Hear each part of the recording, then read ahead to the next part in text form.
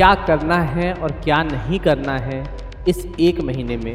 ये जो टेस्ट हो रहा है ये ऑल्टरनेट डे हो रहा है, एक दिन का गैप मुझे मिल रहा है। सर उस एक दिन के गैप में मैं क्या करूं? जो बच्चे मैच पहले जीत चुके थे, मतलब जिनका स्कोर पहले 600 प्लस आ चुका था, उनके लिए भी ये सबक है।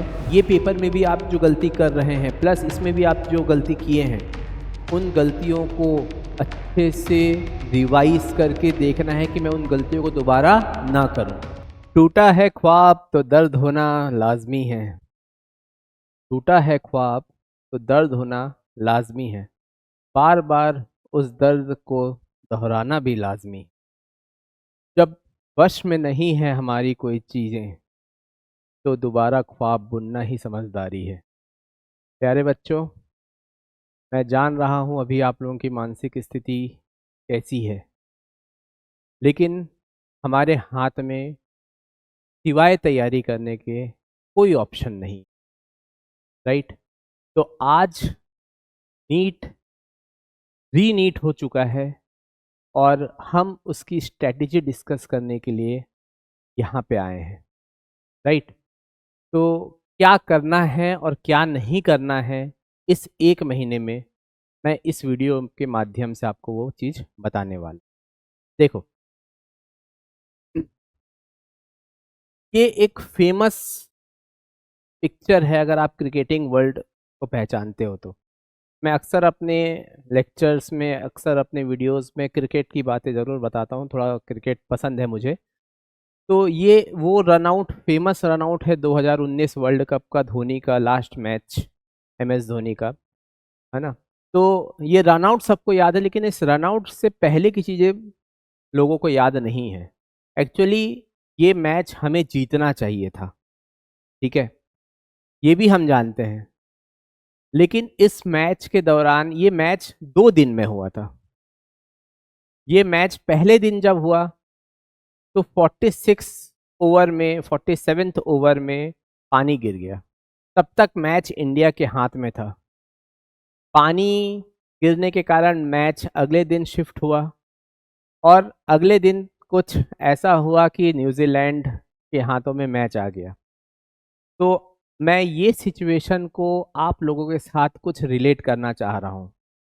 देखिए, जो बच्चों के लिए रीनीट एक क्वेश्चन मार्क है कि क्यों हो रहा है, ये उसका एक बहुत अच्छा एग्जाम्पल है, समझे। अगर आपको दोबारा मौका मिल रहा है, जैसे न्यूजीलैंड को मिला, तो न्यूजीलैंड ने भारत को मैच हरा दिया, तो ये वो बच्चे लोगों के लिए मैं कह रहा हूँ जिनके मार्क्स अराउंड 550 आ रहे थे और वो एक क्वेश्चन मार्क लेके थे कि सर मेरा सिलेक्शन होगा या नहीं होगा, साल भर मैंने बहुत अच्छे से तैयारी की है, तो उनको एक चांस मिला है। मैं जानता हूँ कि जो सिस्टम में एरर्स हैं वो गलत है, वैसा नहीं होना चाहिए था, बट अब चांस मिल गया है तो हम उसके पॉजिटिव्स खोज रहे हैं, राइट। तो आपको एक चांस न्यूजीलैंड के जैसे मिला हुआ है कि आप मैच जीत सकते हैं। और जो बच्चे मैच पहले जीत चुके थे, मतलब जिनका स्कोर पहले 600 प्लस आ चुका था, उनके लिए भी ये सबक है कि हमें अब अपनी परफॉर्मेंस में कंसिस्टेंसी बनाए रखना है, वरना कोई दूसरा मैच जीत जाएगा। तो ये रनआउट वाला पिक्चर मैं इसीलिए लाया हूं ताकि मैं आपको ये चीज़ बता सकूं कि आपके पास एक चांस है, और अगर आप पहले से सिक्योर्ड थे तो इस बार और अच्छे से तैयारी कीजिए, क्योंकि बाकी लोग और ज़्यादा एफर्ट लगाने वाले हैं, राइट। तो अपने तैयारी को बेटा, अपने तैयारी को इस कदर रखो कि जो हुआ उसे भूल जाओ और एक महीने अभी लग करके अगले नीट में सिलेक्शन करवा लो। नेगेटिव थिंकिंग से दूर हट जाओ कि अगले बार भी पेपर लीक हो गया तो क्या होगा सर, ये वो चीज़ हमारे हाथ में नहीं है बेटा, हमारे हाथ में सिर्फ तैयारी करना है, ठीक है। तैयारी के लिए हम सब आपके साथ में हैं, ठीक है। आपकी ही तैयारी नहीं है, ये जर्नी आपकी नहीं है, आपके पेरेंट्स की है, आपके टीचर्स की है, तो हम सब आपके साथ में हैं, राइट। हम फिजिक्स वाला विद्यापीठ हो या पाठशाला हो, अलग सर ने आप लोगों को ये चीज़ बताया था कि हम सब सपोर्ट करने को तैयार हैं। आपको एक मिशन 30 का टेस्ट सीरीज हम दे रहे हैं, तो उसके ज़रिए हम आपको सपोर्ट करना चाहते हैं। तो अगला स्लाइड जो मेरा है वो उसी पे है, क्या होनी चाहिए 1 महीने की स्ट्रैटेजी।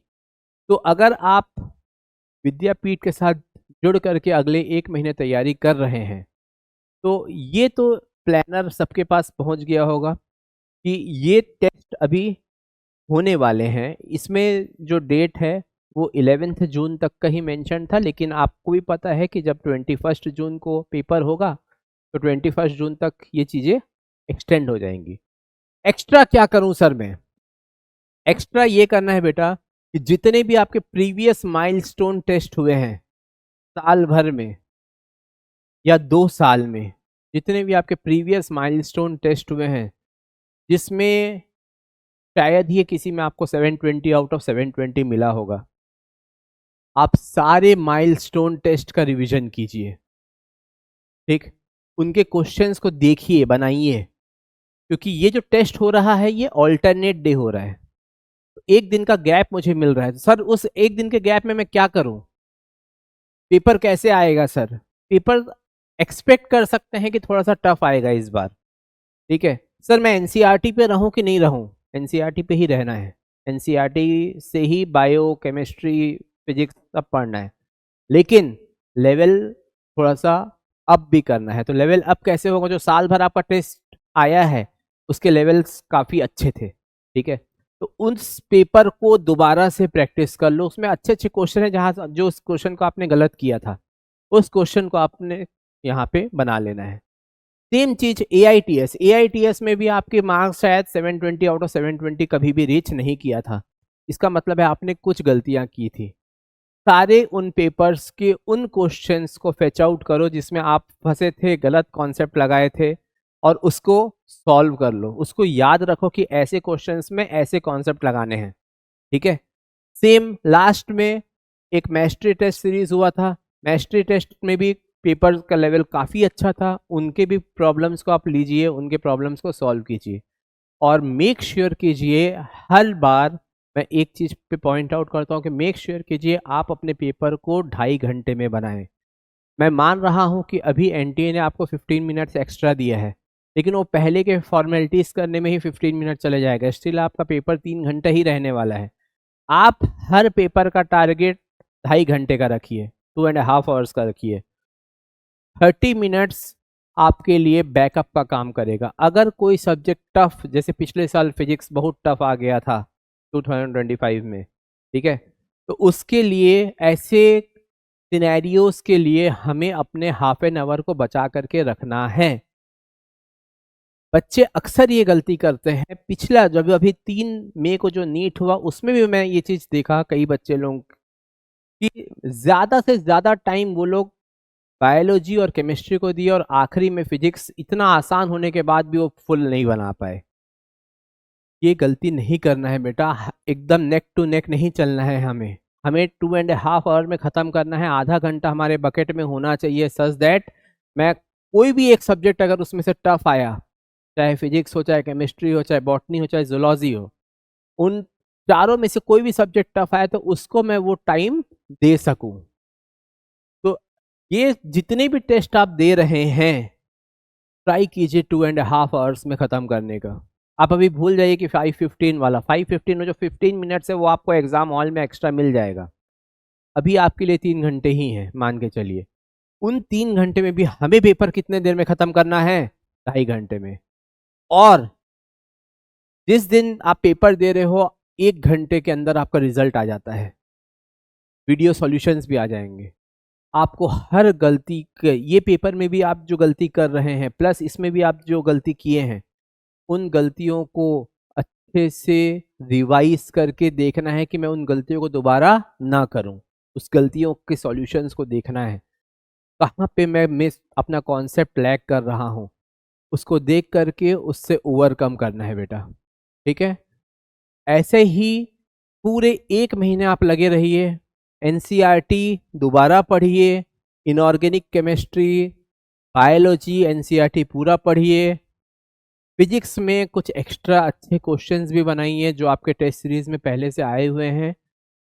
आपका अगला नीट जो 21 जून को है वो बहुत अच्छा जाने वाला है, ये आप मान के चलिए। ठीक है बेटा, तो इसी के साथ मैं आपको ऑल द बेस्ट कहते हुए वीडियो को एंड कर रहा हूँ। बेटा बहुत अच्छे से मेहनत करो, हम आपके साथ में हैं, कोई भी दिक्कत हो आप हम हमें रीच आउट करो, हम यहाँ पे बैठे हैं आपके लिए। थैंक यू बेटा।